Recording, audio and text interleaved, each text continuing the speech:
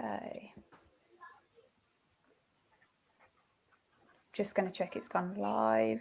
It's saying it's live. I'm just going to refresh on Facebook and check it has gone live. I'm just doing the same so I can share. Yeah, perfect. Yeah, it's gone live on there.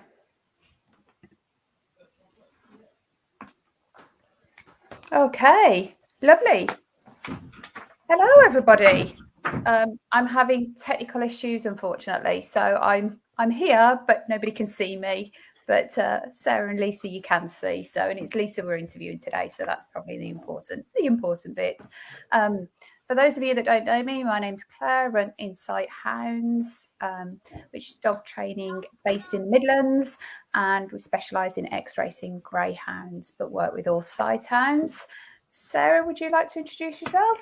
Yep, sure. We are Barkshire Dog Training, and Claire and I, we've had a fabulous weekend together, and we thought, why not carry on the fun and do a live? And it's great that we've got Lisa joining us to talk all things physio. Lovely, thank you. And Lisa, as you're our guest today, I don't feel I can do the intro justice, so I don't know if you want to introduce yourself and explain who you are and what you do. That would be great. Oh, thank you. And thank you, Sarah and Claire, for inviting me for this chat. So, yeah, I'm Lisa. I'm a physiotherapy for animals. I treat horses and dogs and cats. And I've been treating Claire's dog Oscar now for a couple of years, a year and a half, maybe. Time goes so quickly.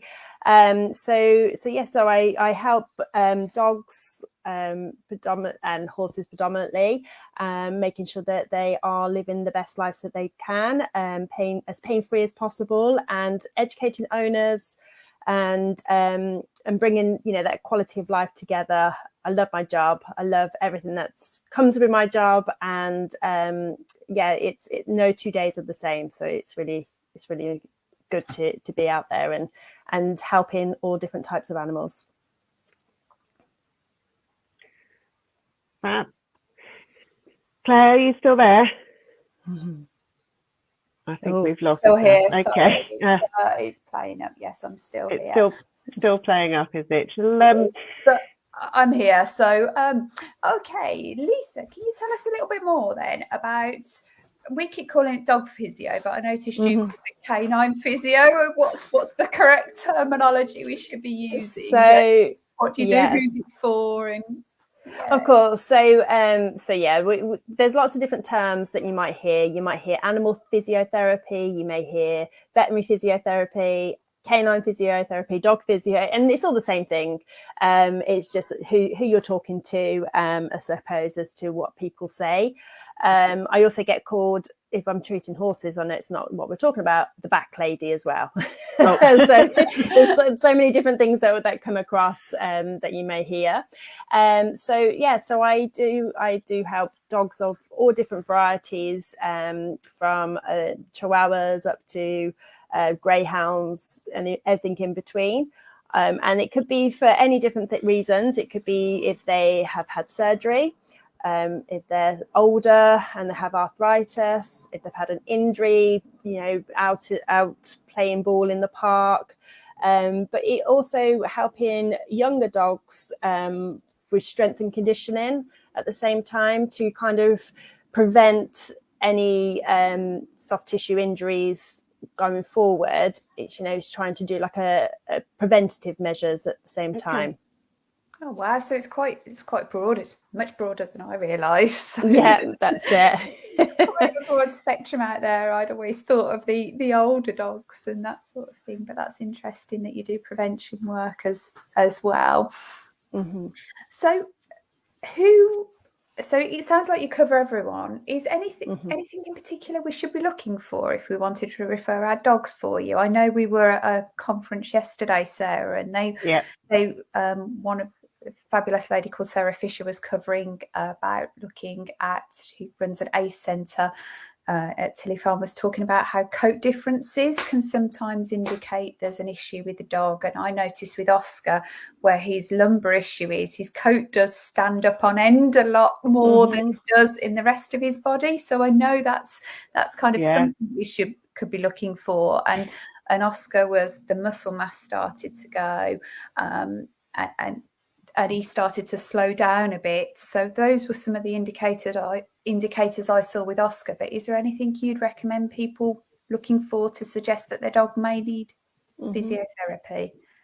Yeah, definitely. And actually, you as an Oscar's owner is really good at looking at those differences. You probably didn't realise how important they are. But actually, you know, when I come for follow-up checks with Oscar, you do let me know if you feel like there's any changes especially in the coat. I've noticed you have mentioned that a lot to me before, and obviously the muscle mass. But of course, you know, that sometimes it's quite hard to notice small things and small changes when you're seeing your dog every day. But I think some of the main things you could look for is behaviour changes is quite a big one. Yeah. And again, you know, with yourselves with training, can elaborate at that, you know, a little bit more. But so, you know, they're starting to be a little bit more reluctant to want to do their favourite things as well, especially older dogs. They're a bit slower and a bit stiffer to get out of bed in the morning or once they've had a lay down. Or if you see, you know, notice excessive licking of their joints as well. Or any areas, again, you know, it may indicate that there is a problem, but we always say to go to, you know, to speak to your vet initially, and then obviously we can get involved if it's appropriate at the same time. When I say we, physios as such, and therapists. That's great. Thank you. I think that's the thing. Sometimes you do just get an older dog. We've had a few older dogs recently, and you just think, oh, they're just slowing down. But I'm always quite surprised in the difference in Oscar pre a treatment and post a treatment, because it can be quite gradual. You see that slowing down and going, oh, he's just getting a bit older and a bit tireder, and then he has a treatment. And you're like, no, you still got it. So I think, like you say, that slowing down, we sometimes think's one thing, but it could be another.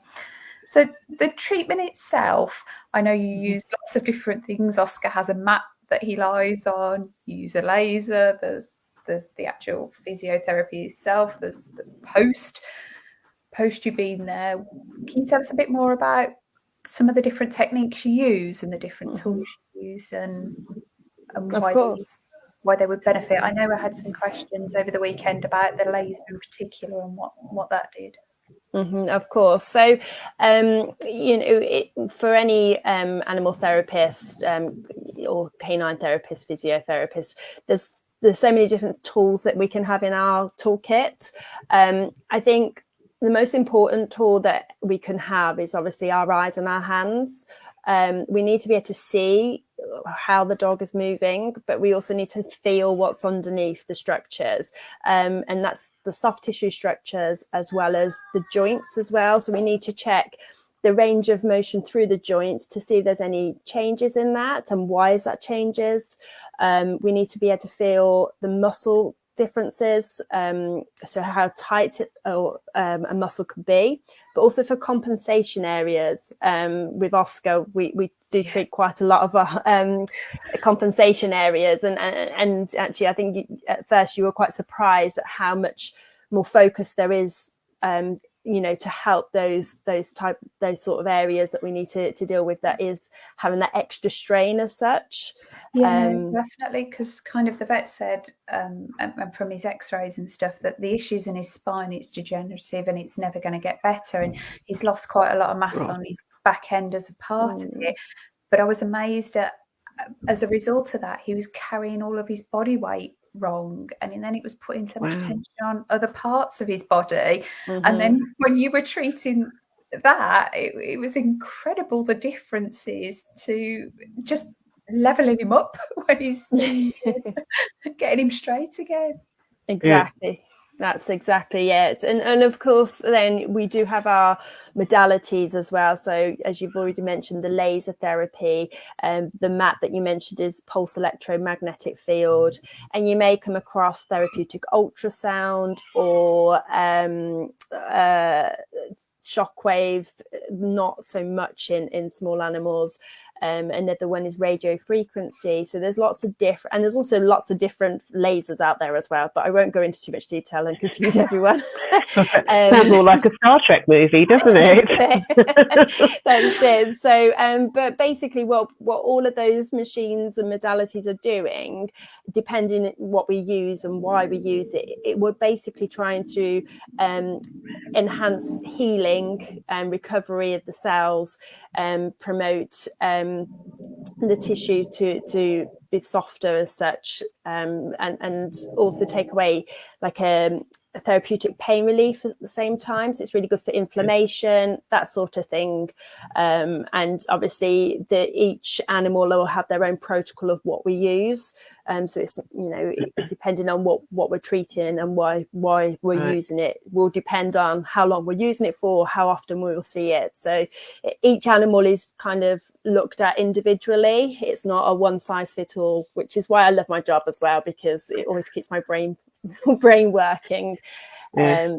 And very of course, similar for training.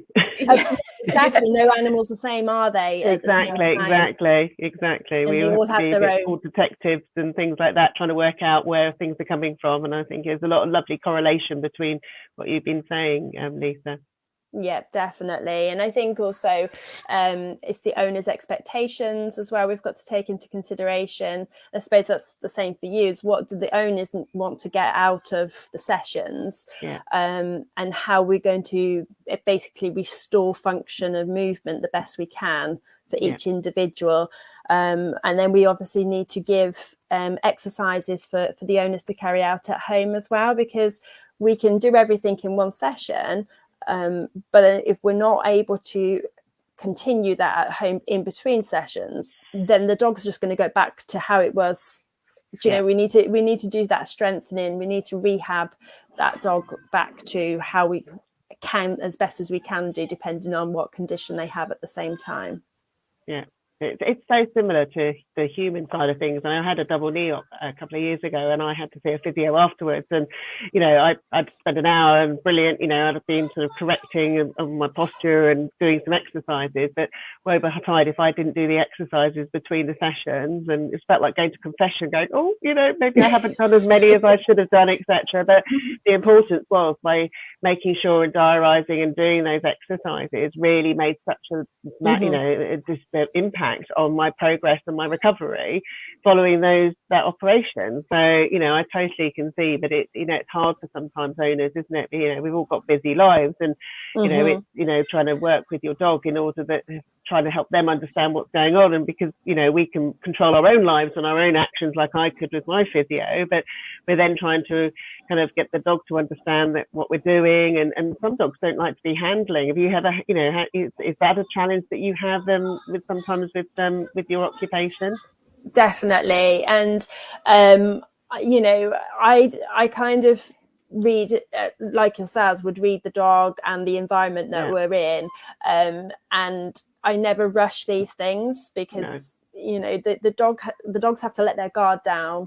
They need to, if they're already guarded, their whole body's going to have this wall that we can't break down as such. And so, and Claire, you probably agree with this, as how I kind of look at the room as such, read the dog, and if they're not happy with something, then I kind of have to change my mind and my thinking of how I'm going to get round to what I want them to do.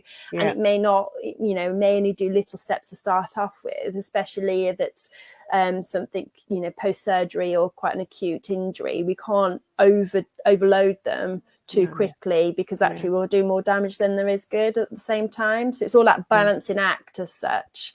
As well as say that again, it mirrors training, that you can have a training plan that you got to do something with a dog, and they come in and something's happened that morning and it means they're off balance a bit more. You often have to tweak what you're doing. But I've certainly noticed that with Oscar, there's been the odd time you've come out and there's been a series of something that's gone on behind the scenes that you very much have to adjust what you're doing. But most of the time he's like, oh, Lisa's here, running to the door to greet you. Yeah, Means I'm going to get loads of salmon treats, and it gets to come and see you, not just for the food. But yeah, and I think that's because you've got the relationship with him where you don't pin him down and do everything. He's like, oh, Lisa's come to visit. I'm going to get to lie on my mat and have my massage, which he's really enthusiastic about the treatments. And sometimes you'll be like, no, we can't do that today. It's a bit too much for him. We'll take it this far, but we'll work on something else today and come back to that at the next session. It's really, I feel like you really take into account his needs and how he's feeling and tailor it accordingly. So no, that's lovely. Definitely. So I think one of the things that we find a lot with the dogs I work with is we are dealing with ex-professional athletes, really, with a lot of them. So they can have more wear and tear on their bodies than the average sort of 2 to 5 year old that maybe hasn't had that kind of background of a racing career. So I know arthritis is something that can be quite prevalent in the greyhounds. And Sarah, have you got something going on with arthritis coming up in your vet? I do, which is, and the timing of this couldn't be better.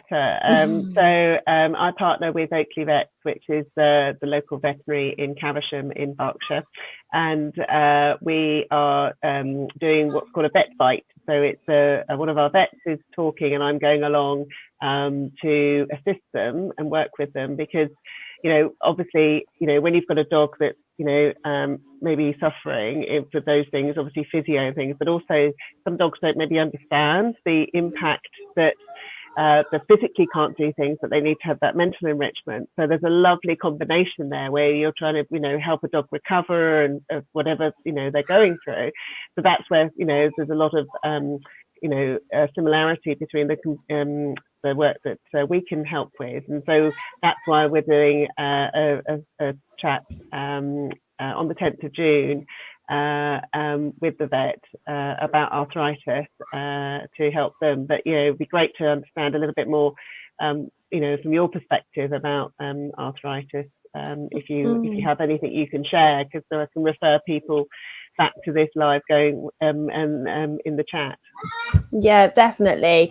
And I think it's great that you're working with the vets, because that's what we have to do. We can't treat any animal without that veterinary referral or veterinary consent. Right. And we have to work really closely, because if we notice any difference, and especially if we talk about arthritis at this point, any changes in pain, for instance, pain is our top priority of trying to navigate through. And if there is any changes in pain, then we refer back to the vets, because potentially they may need to have pain relief given to them, or increased pain relief. Because again, we're kind of dealing with an animal that can't verbally talk back to us. So we have to look at other signs of pain, things that we've already mentioned in this live already, like with the change in behaviors and reluctance to move or go out and things. So we do, that's kind of like our main priority. And once we do that, then we can start looking at how we're going to give that dog a better quality of life as such, and maintain what they've got and things. And one of the good resources that I kind of go to myself or advise owners to have a look at is the Canine Arthritis Management. It's a website. They have a support group on Facebook for owners, as well as therapists and vet practices as well. And there's little things there that, little tips and things that they can do. And obviously when dogs are getting older, they can kind of give you they kind of put you in touch. If you're going on holiday with your dog, but they can't walk as much, you can borrow a pushchair as things, that sort of thing, so they can still enjoy their life and be a part of the family. So it's a really, really good resource there to help for both owners and professionals. And I think I always refer back to that one, so that's a really good source. Thank you. And the other thing as well is just little environmental changes that they can help for their dogs. slippy floors at homes. We all have the nice wooden laminate floorings. But if you ever watch your dogs on there and how much they slip and how much strain they put on their joints, so just putting, runners on there, or I know it doesn't look pleasing to us, but it will help your dogs so much. And keeping the nails trimmed, especially as they're getting older, that puts a massive strain on their limbs. Brilliant. Great tips there. That's really useful. Great tips. Thank you. I was about to go on. Have you got any tips for caring for dogs or helping to prevent some of this? And you've covered it. No, there we go. Seamless. That's it. There's so much that that I could go on. I could talk all night about it, but I think that it, especially in arthritis, it's just managing what they can do. And another big tip is not to take them out for 5-10 minutes in the week and then 2 hours on the weekend. Please don't do that. We're all guilty of it. I'm sure we've all done it. But you'll notice the difference in your dogs the next, within a couple of days of that 2 hour hike, especially when this weather's so nice as well. We're all quite keen to get out and about, but just think about those dogs as well that are, especially the arthritic dogs. Yeah. That's great. Thank you. I'm bouncing back a little bit, but something I wanted to mention that I've found really useful with Oscar, as well as sort of just a fun, I could rave about you all evening, sort of changes in Oscar sort of before and after physio is just amazing, particularly even though it's something that's not going to get better, still see massive improvement when he's seen you. But one of the things that is really important to me is what a good relationship you've got with my vets, because the vet's only got a very small window to see Oscar, so they sort of, my vet is fantastic and very lucky to have a wonderful vet, but he sort of like pokes around. We have a conversation about where we've been going, and he'll test him there. But having your report to be able to reference that, he'll go, okay, from what Lisa's saying, because she's seen Oscar a few more times and she spent longer with him and had more time with that, we can tweak his medication accordingly. And I know there was one scenario where Oscar took a downturn and you were like, I think we need to go back and up the medication, go and speak to the vet and see if there's an option to have a conversation. I know you can't tell them to, but there's a definite change. So having two of you looking after him as opposed to just the vet medicating or just your physio, the fact that they work together so well means that I feel like Oscar's getting a more holistic approach and better care from that point of view as well. That's really valuable. Yeah, definitely. And it's not just working, vets is our main, people that we need to work with. And thankfully, obviously, I used to work where you take Oscar, so I have that good relationship. But yeah, that is our key people that we need to keep in contact with. But there is also, like yourselves as dog trainers, having that conversation with you guys with what we're doing will help. And dog walkers, groomers, hydrotherapists, those sorts of people are all part of one team and should be working together, not against each other, because we're all trying to get the best that we can with the dogs. And I think it's really important to have that communication with everyone that's involved, with each individual, for sure. Yeah, definitely. I couldn't agree more. Definitely. Excellent. So if people wanted to find out a bit more about physiotherapy and working with yourself, Lisa, or physiotherapy from Sarah's end in Berkshire, what's the best way to get in touch with you? Or if they're not local to you, who would you recommend? Or is there any sort of governing bodies or anything like that you recommend people look at? Yeah, of course. So there is quite a few different registers that you can look at. So obviously if you're local to me, so I cover Warwickshire, Worcester, Birmingham, those kind of counties or cities. So you can just find me on probably from your page maybe, or on my Facebook or Instagram, Meersbrook Therapy. But also, if you're not within that area, Berkshire, for instance, there are different associations. So I'll name them all, but I'll try and put some links up. But there is, I'm trying to remember what the long words are rather than the acronyms. We can add it, Lisa. We can add it retrospectively. So so if you ping them across to us, we can add it as a comment so that people can get access. We've done that a few times, but we've done things like add recipes for pumpkin dog treats over at Halloween Live that we did, and stuff like that. Really important stuff. This is far much more important, but so we're good at adding stuff so that people can get access. So we can do that. Yeah, no, I just would recommend making sure that whoever you use is qualified, insured, and is working in conjunction with the vet. Because I know I say that, but there are people out there that aren't. So it's just making sure. And whoever you do choose would be, and they are all of those, have all those credentials, will be more than happy to show you those as well. Yeah, perfect. That's brilliant. Thank you. Brilliant. Thank you. Thank you. That's really, really helpful. Thank you so much. And you've been our first person we've interviewed. Exactly. So it's been an absolute pleasure. Sarah, is there any questions you've got outstanding or you'd like to? No, I think we've covered everything. I've found it really interesting. It's been lovely to meet you. I know you've got a lovely relationship with Claire, but it's been an absolute pleasure. And thank you so much for joining us. It's we want to try and introduce different topics, and delighted that you were willing to give some insight into this really important subject. And Claire and I will be back again, and Amy will be back, who's the third wheel of our lives normally when her maternity leave's over. But it's lovely to have some new information coming through and helping our clients and hopefully your clients learn a little bit more, and future clients know a little bit more about what you do. No, thank you so much for having me. Really enjoyed it.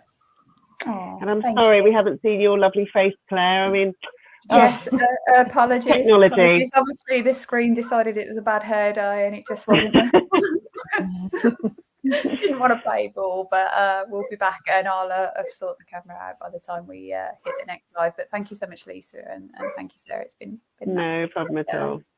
Take care. Everyone. Cheers. Bye. Bye.